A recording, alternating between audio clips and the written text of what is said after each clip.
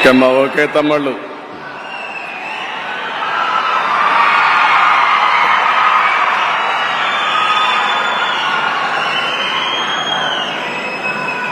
గౌరవనీయులు, ఈరోజు అక్షర శిఖరం రామోజీరావు గారి యొక్క సంతాప సభకు ఇచ్చేసినటువంటి ప్రజలందరికీ పేరు పేరున మనస్ఫూర్తిగా నమస్కారాలు, అభినందనలు, శుభాభినందనలు. గౌరవనీయులు కిరణ్ గారు, అదే సమయంలో వారి సతీమణి శైలజ గారు, అదే మాదిరిగా కుటుంబ సభ్యులైనటువంటి విజయ్ గారు, ఇంకొక పక్కన పిల్లలందరూ ఇక్కడే ఉన్నారు.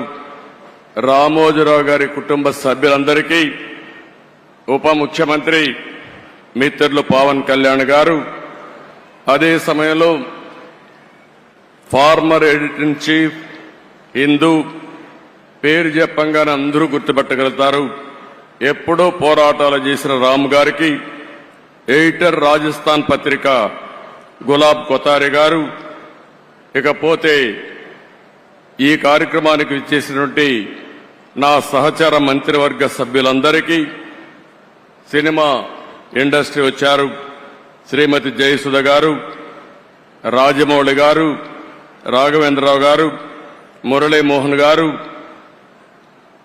అదే మరి మ్యూజిక్ డైరెక్టర్ అయినటువంటి కీరవాణి గారు, శ్యామ్ ప్రసాద్ రెడ్డి గారు, అశ్విని దత్ గారు, కేఎల్ నారాయణ గారు, సురేష్ గారు, గౌరవ శాసనసభ్యులు, ఇంకొక పక్కన ఈరోజు కృష్ణా ఎల్లా గారు ఇక్కడ ఉన్నారు.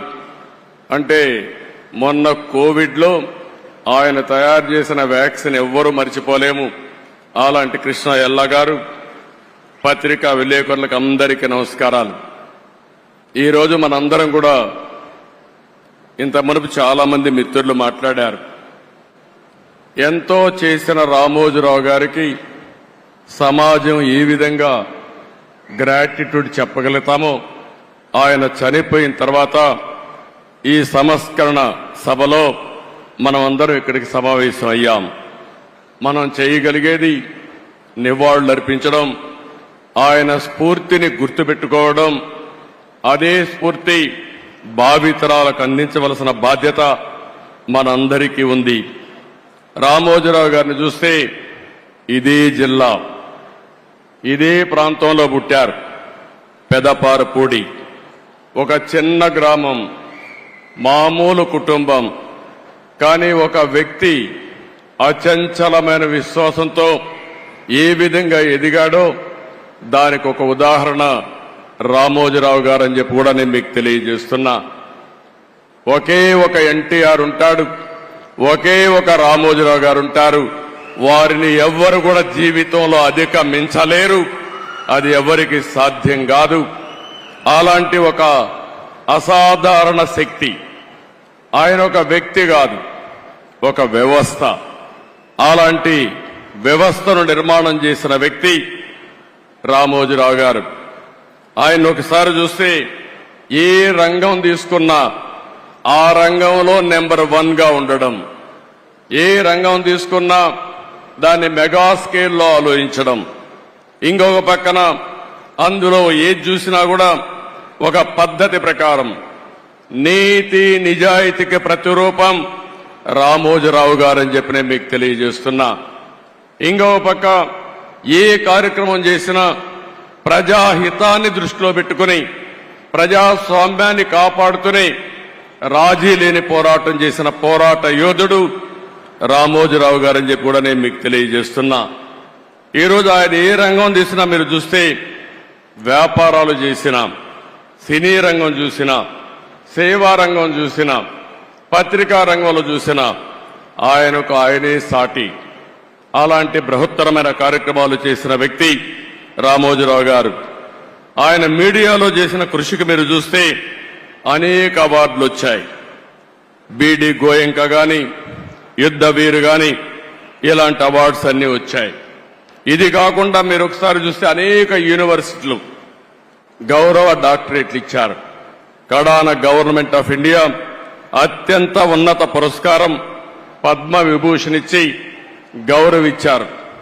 ఈ గౌరవం మీరు మనందరం కూడా గుర్తుపెట్టుకోవాల్సింది. ఆయన చేసిన సేవలను గుర్తుపెట్టుకుని, సమాజానికి ఆయన చేసిన కాంట్రిబ్యూషన్ గుర్తుపెట్టుకుని ఈ అవార్డ్స్ వచ్చాయని చెప్పి కూడా నేను మీకు తెలియజేస్తున్నాను. ఇంకొక పక్క ఇప్పటికి మనం చూస్తే 1962లో మొట్టమొదటిసారిగా మార్గదర్శిని పెట్టాడు. అంటే 62 సంవత్సరాల కంటే ముందు పెట్టాడు. ఎన్నో రంగాల్లో అనేక సమస్యలు వస్తాయి, కానీ ఈ రోజుటికి ఎప్పటికీ మార్గదర్శిని దాన్ని ఎవ్వరు కూడా ఒక్క అపవాదేసే పరిస్థితిలో లేరు. ఎన్నో ప్రభుత్వాలు ప్రయత్నం చేశాయి, దెబ్బతీయాలని ప్రయత్నం చేశాయి. అదే సమయంలో మీరు ఒకసారి ఆలోచిస్తే ఎవరైతే మార్గదర్శిలో షేర్ హోల్డర్స్ ఉంటారో, పెట్టుబడి పెడతారో వాళ్ళందరినీ ఏదో ఒక విధంగా బెదిరించాలని, నమ్మకాన్ని పోగొట్టాలని ప్రయత్నం చేశారు. కానీ ఎన్ని క్రైసిస్ వచ్చినా మొత్తం షేర్ హోల్డర్స్ అంతా, పెట్టుబడి పెట్టిన ప్రతి ఒక్క వ్యక్తి రామోజీరావు గారితో ఉన్నారంటే అది ఆయన సాధించిన విశ్వాసం, ఆయన క్రెడిబిలిటీ. ఆ విషయాన్ని మనం గుర్తుపెట్టుకోవాల్సిన అవసరం ఉంది. రెండోది, ఆయన వ్యాపారం కోసం ఆలోచించలేదు, సమాజం కోసం ఆలోచించాడు. అందుకే 1969లో అన్నదాత పేపర్ తీసుకొచ్చాడు. మొట్టమొదటిగా మీడియా పెట్టక మునుపు అన్నదాత పేపర్ మ్యాగజైన్ తీసుకొచ్చి తద్వారా రైతులకు మెరుగైన సేవలు అందించడం కోసం ఎనలేని కృషి చేసిన వ్యక్తి. ఇకపోతే 1974 ఆగస్టు 10న ఈనాడు తీసుకొచ్చాడు. విశాఖపట్నంలో మొట్టమొదటి ఎడిషన్ పెట్టాడు. మామూలుగా ఎవరైనా మీరు ఒకసారి చూస్తే ఒక ఎడిషన్ పెట్టిన తర్వాత సాటిస్ఫై అయ్యేవాళ్ళు. ఆయన ఈరోజు 5 దశాబ్దాలుగా ఈనాడు పేపర్ను అభివృద్ధి చేసిన విధానం చూస్తే ప్రజాగళంగా ఈరోజు ఈనాడు అనునిత్యం ప్రజా చైతన్యం కోసం పనిచేస్తా ఉంది. ఇంకో పక్క మీరు ఒక్కసారి ఆలోచిస్తే 22 ఎడిషన్స్ పెట్టి, జిల్లా ఎడిషన్స్ తీసుకొచ్చి వినూత్నమైన ఆలోచనలతో ప్రజా సమస్యల్ని ఎక్కడికక్కడ ఎండగట్టి, మేము రాజకీయాల్లో అపోజిషన్లో ఉంటే ఫైట్ చేస్తాం, రామోజీరావు గారు పత్రికా రంగంలో ఉండి ప్రజా సమస్యలపైన నిరంతరం పోరాటం చేసిన వ్యక్తి రామోజీరావు గారు అని చెప్పి నేను మీకు తెలియజేస్తున్నా. 40 సంవత్సరాలుగా నెంబర్ 1గా ఆ పేపర్ ఉందంటే దానికి ఎంత కార్యదీక్షత ఉంది, ఎంత కృషి చేశారో మనందరం కూడా గుర్తుపెట్టుకోవాల్సిన అవసరం ఉంది. ఇంకో పక్కన ఈరోజు మనం చూస్తున్నాం, కొన్ని వందల మంది జర్నలిస్టులు తయారు చేశాడు, కొన్ని వందల మంది సినిమా నటీనటులను తయారు చేశాడు, కళాకారులకు ప్రోత్సాహం ఇచ్చాడు, గాయకులను తయారు చేశాడు. ఇలాంటి అనేక కార్యక్రమాలు చేసిన వ్యక్తి రామోజీరావు గారు. ఇంకో పక్కన మీరు చూస్తే వ్యాపారంలో మన ఇండ్ల దగ్గర తయారు చేసే పచ్చళ్ళని ఉత్పత్తి చేసి 150 దేశాలకు ఎగుమతి చేస్తున్నాడంటే ఆయన ఆలోచించే విధానం అని చెప్పి కూడా నేను మీకు తెలియజేస్తున్నా. ఇంకో పక్క ఎలక్ట్రానిక్ మీడియా వచ్చినప్పుడు ఒకేసారి 7 ఛానల్స్ పెట్టాడు. ఉర్దూ ఛానల్ కూడా పెట్టారు. ఎవరైనా పెడితే ఒక ఛానల్ పెడతారు, కానీ ఏది ఆలోచించినా ఒక మెగా స్కేల్లో ఆలోచించి దాన్ని జయప్రదం చేసే వ్యక్తి రామోజీరావు గారు. ఇకపోతే హైదరాబాద్ లో ఫిల్మ్ సిటీ ఏదైతే ఈరోజు హైదరాబాద్ అభివృద్ధి అయిన తర్వాత ఫిల్మ్ సిటీని కూడా ఎవరు కూడా ఇంత స్కేల్లో చేస్తామని, దీన్ని జయప్రదం చేసే ధైర్యం ఉండదు. ధైర్యం చేయడమే కాదు, ఈ రోజు ఎవరైనా హైదరాబాద్కు పోతే రామోజీ ఫిల్మ్ సిటీ చూడకుండా తిరిగి వచ్చే పరిస్థితి అంటే అది రామోజీరావు గారి కాంట్రిబ్యూషన్ అని చెప్పి కూడా నేను మీకు తెలియజేస్తున్నాను. ఇలాంటి మనం చూసినప్పుడు ఏదైనా ఒక విపత్తు వచ్చినప్పుడు సేవాభావంతో ముందుకు పోయారు. అనేక సందర్భాల్లో చూశాం. మన రాష్ట్రంలోనే కాకుండా వేరే రాష్ట్రాల్లో కూడా తుఫాన్ వచ్చినా, ఇంకా ఏమైనా సమస్యలు వచ్చినా అక్కడ ముందుండి సేవలు అందించారు. పెదపారుపూడిలో గాని, తెలంగాణ నాగన్పల్లి గ్రామాలను దత్తత తీసుకుని ఒక 25 కోట్లు ఖర్చు పెట్టారు.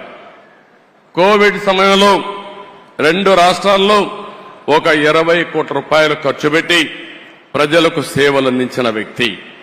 ఇవన్నీ ఒక ఎత్తు అయితే నేను ఆయన 40 సంవత్సరాలుగా క్లోజ్గా చూశాను. భయం అనేది ఆయన జీవితంలో లేదు. పోరాటం అనేది ఆయన జీవితంలో ఒక భాగం. ఏ విషయంలో చూసినా రాజీ లేకుండా పోరాడాడు. మీడియాను పెట్టుకుని చాలా మంది ఒకసారి ఆలోచిస్తే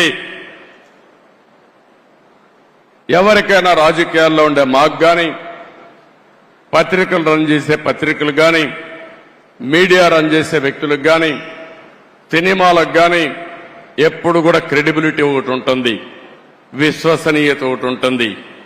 అందుకే ఎన్టీ రామారావు గారు తెలుగు జాతి ఉన్నంత వరకు నెంబర్ 1 గా ఎట్టుంటారో ఈ రాష్ట్రానికి సేవలు అందించిన వ్యక్తిగా తెలుగు జాతి శాశ్వతంగా గుర్తుపెట్టుకునే వ్యక్తి రామోజీరావు గారు అని చెప్పి నేను మీకు తెలియజేస్తున్నా. ఈ రోజు ఇంకొక పక్కన మీరు ఆలోచిస్తే ఎక్కడికక్కడ రేటింగుల కోసం పోరాడే రోజులు, మ్యానిపులేషన్ చేస్తూ అధికార పార్టీ ఏ పార్టీ ఉంటే ఆ పార్టీ దగ్గరికి పోయి పనులు చేసుకునే రోజుల్లో నేను చూశాను ఆయన్ని. నేను పర్సనల్ గా వ్యక్తిగతంగా ఆయనతో పరిచయం ఉంది. నా జీవితంలో నాకు ఒక్క పని, ఈ ఐఏఎస్ ఆఫీసర్ని ట్రాన్స్ఫర్ చేయమనో, ఈ వ్యక్తికి మంత్రి పదవి ఇవ్వమనో, ఈ వ్యక్తికి ఎమ్మెల్యే ఇవ్వమనో ఎక్కడా చెప్పలేదంటే అది రామోజీరావు గారి యొక్క నీతి నిజాయితీ. విలువల కోసం బ్రతికాడు, ప్రజల కోసం పోరాటాలు చేశాడు. ఎప్పటికప్పుడు ప్రజాస్వామ్యం అపహాస్యమైనప్పుడు నా వంతు బాధ్యతగా నేనున్నానని ముందుకొచ్చి పోరాటం చేసిన వ్యక్తి రామోజీరావు గారు అని చెప్పి నేను మీకు తెలియజేస్తున్నా. చాలా మంది పదవులుంటే సేవ చేస్తాం అనుకుంటాం.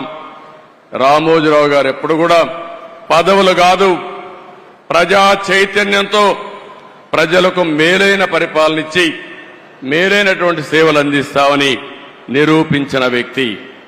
82లో మనం చూశాం. ఎన్టీ రామారావు గారు పార్టీ పెట్టే సమయంలో మీరు ఒక్కసారి ఆలోచిస్తే అప్పటి వరకు కాంగ్రెస్ పార్టీకి ప్రత్యామ్నాయమే లేదు. ఒక ప్రత్యామ్నాయం కావాలని ఆలోచించి 9 నెలల్లో ఎన్టీ రామారావు గారు అధికారంలోకి వచ్చారంటే అందులో ప్రముఖ పాత్ర రామోజీరావు గారికి ఉందని చెప్పి కూడా నేను మీకు తెలియజేస్తున్నా. అక్కడి నుంచి ఆగస్టు క్రైసిస్ వస్తే ఆ రోజు కూడా ప్రజాస్వామ్యాన్ని కాపాడడం కోసం రాజీ లేని పోరాటం చేశాడు. ఇలాంటి పోరాటాలు చేసి ఓసారి అనిపిస్తుంది మనందరికీ, ప్రజాస్వామ్యంలో పత్రికలకు స్వేచ్ఛ ఉంది. 4th ఎస్టేట్ అని మనం అందరం మాట్లాడుతున్నాం. శాసనసభ, చట్టసభలు, అదే సమయంలో కార్యనిర్వాహక వర్గం, ఐఏఎస్ ఆఫీసర్లు, ఆ తర్వాత ఎక్కడికక్కడ జ్యుడిషియరీ, ఇంకో పక్కన పత్రిక, మీడియా 4th ఎస్టేట్ గా ఉంటుంది. ఒకసారి ఇదే మారిగా ఆయన వార్తలు రాస్తే కంటెంప్ట్ ఇచ్చి కౌన్సిల్ ఆయన రప్పించాలంటే పోరాడి తల ఒగ్గకుండా సుప్రీంకోర్టు వరకు పోయి ఆయన చేసింది రైట్ అని నిరూపించిన వ్యక్తి రామోజీరావు గారు అని చెప్పి నేను మీకు తెలియజేస్తున్నా. ఇంకో పక్క మార్గదర్శి పైన ఎన్నో కేసులు పెట్టారు, ఎన్నో విధాలుగా హింసించారు. కానీ ఆయన జీవితంలో నేను చూసింది ఒకే మాట అన్నాడు, నేను సంపాదించిన ఆస్తులివి, నేను ప్రజల కోసం పోరాడుతున్నాను, అవసరమైతే ప్రతి ఒక్క ఆస్తి పోయినా నేను రాజీ పడనని చెప్పి పోరాడిన వ్యక్తి రామోజీరావు గారు అని చెప్పి నేను మీకు తెలియజేస్తున్నా. చాలా మంది భయపడిపోతాం, కానీ ఆ భయం అనేది తెలియని వ్యక్తి 86 సంవత్సరాల వయసులో బెడ్ మీద నుంచి ఎక్కడికక్కడ ప్రజలకు న్యాయం జరగాలని ముందుకు వచ్చిన వ్యక్తి అని చెప్పి నేను మీకు తెలియజేస్తున్నా. నేను ఆయన్ని చూసి నేర్చుకునేది ఒకటే, ఆ రోజు హైదరాబాద్ లో నేను ముఖ్యమంత్రి అయినప్పుడు వినూత్నమైన విధంగా సైబరాబాద్ డెవలప్ చేయడం, అనేక కార్యక్రమాలు చేశాను. ఆ రోజు ఆయన పూర్తిగా ఆలోచనలన్నీ భాగం పంచుకుని ఈ రోజు హైదరాబాద్లో జరిగిన అభివృద్ధిలో ఆయన ఆలోచనలున్నాయి, ఆయన స్ఫూర్తి ఉంది. ఆ తర్వాత అమరావతి వచ్చినప్పుడు నేను ఏ పేరు పెట్టాలని ఆలోచించినప్పుడు ఆయన ఒక రీసెర్చ్ చేసి మీరు ఏ పేరంటే ఆ పేరు పెడితే కరెక్ట్గా రాదు, అమరావతిని పేరు పెట్టండి, దీనికి జస్టిఫికేషన్ ఇదని చెప్పి నాకు ఒక రీసెర్చ్ చేసి రీసెర్చ్ పేపర్ పంపించిన వ్యక్తి రామోజీరావు గారని చెప్పి నేను మీకు తెలియజేస్తున్నా. అది పేరు పెట్టిన తర్వాత నేను చూస్తే ప్రపంచం అంతా కూడా అమరావతి అంటే మారుమోగింది, బ్రహ్మాండంగా ఆమోదం వచ్చింది. నాకే ఆశ్చర్యం వేసింది. అలాంటి 100% ప్రజలు ఆమోదించిన నగరం మన అమరావతి. 5 సంవత్సరాలు ఇబ్బంది పడింది, కానీ ఏమాత్రం అనుమానం లేదు, మళ్లీ అమరావతి దశ దిశ మారుతుంది. ఈ అమరావతి నగరం తెలుగు జాతి ఉజ్వల భవిష్యత్తుకు నాంది పలుకుతుందని చెప్పి కూడా నేను మీకు తెలియజేస్తున్నాను. అలాంటి సందర్భాలు చాలా ఉన్నాయి రామోజీరావు గారితో. ఆయన అందరికీ సజెషన్స్ ఇస్తారు. ఎవరో ఆయన దగ్గర పోయి ఆయన ఎవరిని పిలవడు. నేను చూసింది ఆయన జీవితంలో. ఎవరు రావాలని కోరుకోడు, కానీ ఎవరైనా వస్తే తగిన గౌరవం ఇవ్వడం, ఫ్రాంక్ గా ఆయనకు తోచిన అభిప్రాయాలు చెప్పడం ఆయనకు అలవాటు. ఇంకొక పక్కన పేపర్లో మీరు చూస్తారు, కొన్ని పేపర్లు వేరే పార్టీలు ఉంటే వార్తలు వేయరు, కానీ రామోజీరావు గారు మాత్రం ప్రతి ఒక్క పార్టీకి ప్రతి ఒక్క నాయకుడికి వారి సంఖ్యాబలాన్ని బట్టి ప్రజాస్వామ్య విలువలకు గౌరవం ఇచ్చి కవరేజ్ వరకు ఎక్కడా తప్పు చేయడు. ఆయన అభిప్రాయాలుంటే ఎడిటోరియల్ పేజీలో చెప్తాడు తప్ప, లేకపోతే ఎప్పుడన్నా అవసరమైతే ఇది తప్పని ఎండగడతాడు తప్ప అవతల వ్యక్తులు చెప్పిన విషయాల్ని ఎక్కడా కట్ చేసిన సందర్భాలు లేవు. అలాంటి వ్యక్తి నా జీవితంలో నా మీద ఎన్నో వార్తలు రాస్తే ఒక్కరోజు కూడా ఒకే మాట అన్నారు, మీరు రాజకీయాల్లో ఉన్నారు, నేను ఈరోజు పత్రికా రంగంలో ఉన్నాను, మన ఇద్దరం కలిసినా మీరు ఎన్నిసార్లు కలిసినా నా స్వేచ్ఛకు భంగం రాకూడదు, మీ స్వేచ్ఛకు కూడా భంగం కలిగించను, నేను మిమ్మల్ని ఏమి అడగను, నన్ను మీరేం అడగద్దని చెప్పి 40 సంవత్సరాలు నమ్మిన సిద్ధాంతం కోసం పనిచేసిన వ్యక్తి రామోజీరావు గారని చెప్పి కూడా నేను మీకు తెలియజేస్తున్నా. అలాంటి మహనీయుడు, రాష్ట్రం కోసం పాటుపడిన వ్యక్తి, విలువల కోసం ప్రతిరోజు పనిచేసిన వ్యక్తి. ఓసారి అనిపిస్తుంది అందరం కోరుకుంటే కూడా రాదేమో, కానీ ఆయన ఒకటే కోరుకున్నాడు, నేను పని చేస్తూ చనిపోవాలని ఆయన కోరిక. అదే చివరి రోజుల్లో జరిగిందని చెప్పి కూడా నేను మీకు తెలియజేస్తున్నా. నిరంతరం పనిచేయాలనేది ఆయన ఆలోచన. మనం చాలా మంది ఉంటాం, చాలా మంది ఆలోచిస్తాం, కానీ కొంతమంది ఆ విధంగా ఆలోచించగలుగుతారు. కడాన ఆయన చనిపోవడం తథ్యం. చనిపోయేటప్పుడు ఏ విధంగా చేయాలనో కూడా చెప్పి, ఆయన ఎక్కడ అంత్యక్రియలు చేయాలనో చెప్పిన వ్యక్తి, దానికి అరేంజ్ చేసిన వ్యక్తి. ఆయన ఒకటే చెప్పాడు, నేను చనిపోవడం తథ్యం, నేను చనిపోయిన తర్వాత కూడా రామోజీరావు గారు ఏం చేశారో ప్రజలు గుర్తించే విధంగా స్ఫూర్తిదాయకమైన జీవితం చేయాలనేది రామోజీరావు గారి ఆకాంక్ష. ఆ ఆకాంక్ష నెరవేరిందని చెప్పి కూడా నేను మీకు తెలియజేస్తున్నా. ఆయనకు తెలుగు భాష అంటే ఎనలేని అభిమానం, తెలుగు జాతి అంటే ఎనలేని ఆప్యాయత. ఎప్పుడు కూడా తెలుగు జాతి బాగుండాలని, భారతదేశం బాగుండాలని, విలువలతో కూడిన సమాజం ఉండాలని నిరంతరం కోరుకున్న వ్యక్తి రామోజీరావు గారు. ఇప్పుడే కొంతమంది మాట్లాడుతూ చెప్పారు, రాజమౌళి లాంటి వ్యక్తులు కూడా మాట్లాడుతూ ఒక మాట అన్నారు, ఆయన చేయాల్సిందంతా చేశారు, మనమేం చేయాలి? ఈ సందర్భంగా ఆంధ్రప్రదేశ్లో ఉండే, తెలంగాణలో ఉండే తెలుగు వారందరికీ విజ్ఞప్తి చేస్తున్నా, మనం కోరుకునేది తెలుగు జాతికి ఆయన చేసిన సేవల కోసం ఈ వ్యవస్థ చిరస్థాయిగా ఉండాల్సిన అవసరం ఉంది. ఈ లెగసీని కంటిన్యూ చేయాల్సిన అవసరం ఉంది. అందుకే కిరణ్ గారిని వారి కుటుంబ సభ్యులను కోరుతున్నా. అదే మరి వారి పిల్లలు ఉన్నారు ఇక్కడ.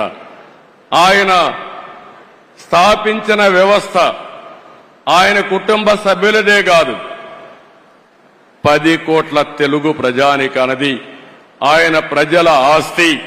అలాంటి ఆయన స్థాపించిన వ్యవస్థల్ని భావితరాలకు అందించే బాధ్యత వారు తీసుకుంటే మనందరం కలిసి ఆయన స్ఫూర్తి ఎల్లప్పుడూ తెలుగు జాతిలో ఉండే విధంగా మనం ఆలోచించాల్సిన అవసరం ఉంది. ఎన్టీ రామారావు గారికి కూడా భారతరత్న ఇవ్వాలని చెప్పి మనం ఎప్పటి నుంచో పోరాడుతున్నాం. అదే సమయంలో రామోజీరావు గారికి కూడా భారతరత్న సాధించడం మనందరి బాధ్యత. ఒక పక్క ఎన్టీ రామారావు గారు, ఒక పక్క రామోజీరావు గారు, ఇద్దరికి ఇద్దరే అలాంటి మహానాయకులకి, యుగ పురుషులకి మనం నివాళులర్పించడం అంటే ఇలాంటి కార్యక్రమంలో భాగస్వాములు కావడమేనని చెప్పి నేను మీకు తెలియజేస్తున్నాను. ఇది కాకుండా అమరావతి ఆయన పెట్టిన పేరు, ఆయన ఇచ్చినటువంటి ఆ రోజు సలహా, ఈరోజు నేను ఆలోచిస్తున్నాను. అమరావతిలో రామోజీ విజ్ఞాన్ కేంద్రంగా పెట్టి ఢిల్లీలో విజ్ఞాన్ భవన్ ఏ విధంగా అయితే ఉందో కాన్ఫరెన్సెస్ గాని, రీసెర్చ్ గాని, ప్రభుత్వం చేసే కార్యక్రమాలన్నీ అక్కడ చేసే విధంగా తప్పకుండా తగిన రీతిన ఒక మంచి కేంద్రం తయారు చేసి దానికి రామోజీరావు గారి పేరు నామకరణం చేస్తామని చెప్పి కూడా మీ అందరికీ విజ్ఞప్తి చేస్తున్నాం. అదే మాదిరిగా ఒక రోడ్డు కూడా రామోజీరావు గారి మార్గని లేకుంటే మార్గమని ఒక రోడ్డు కోసం కూడా ఆయన పేరు పెట్టడం. అదే మాదిరిగా విశాఖపట్నంలో ఆయన యొక్క జీవితాన్ని ప్రారంభించింది, మొట్టమొదటిసారిగా పేపర్ పెట్టింది. అందుకే విశాఖపట్నంలో చిత్ర నగరి అని ఒక పేరు పెట్టి సినిమా షూటింగ్లు చేయడం కోసం ఇప్పుడే మిత్రుడు పవన్ కళ్యాణ్ గారితో మాట్లాడా. అక్కడ కూడా చిత్ర నగరిని రామోజీరావు గారి పేరుతోనే పెడతాం, రామోజీ చిత్ర నగరిని పెడతామని చెప్పి నేను మీకు తెలియజేస్తున్నా. ఇవి కొన్ని సూచనలు మాత్రం మీకు ఇస్తున్నా. ఆ మహనీయుడికి మనం నివాళులర్పించాలంటే ఆయన స్ఫూర్తిని భావితరాలకు అందించడమే. ఎంతో మంది పుడతాం, ఎంతో మంది చనిపోతాం, కానీ కొంతమంది మాత్రం చరిత్రలో ఉంటారు. అలాంటి చరిత్రలో చిరస్థాయిగా నిలిచిపోయే వ్యక్తి రామోజీరావు గారు. అలాంటి వ్యక్తి సంస్కరణ సభ చేయడం నా అదృష్టంగా నేను భావిస్తున్నాను. ఆ రోజు ఎన్టీ రామారావు గారు చనిపోయినప్పుడు మెమోరియల్ కట్టాం, ఎన్టీఆర్ మెమోరియల్ కట్టాం, అది శాశ్వతంగా ఉంది. ఈ రోజు రామోజీరావు గారికి కూడా అలాంటి గుర్తింపు ఇవ్వాల్సిన బాధ్యత మన మీద ఉంది. మీరు కూడా సజెషన్స్ ఇవ్వండి. తొందరలోనే వారి కుటుంబ సభ్యులతో కూడా మాట్లాడి ఆయనకు తగిన విధంగా గుర్తింపు ఉండే విధంగా, ప్రజలు గుర్తుండే విధంగా చేస్తారని చెప్పి తెలియజేసుకుంటూ, కుటుంబ సభ్యులందరికీ ప్రగాఢ సానుభూతి తెలియజేస్తూ వారు ధైర్యంగా ముందుకు పోయి లెగసీ కంటిన్యూ చేయాలని చెప్పి కోరుకుంటూ, ఇంకొక పక్క ఆయన ఆత్మకు శాంతి కలగాలని భగవంతుని మరొక్కసారి ప్రార్థిస్తూ అందరికీ నమస్కారాలు. జై హింద్.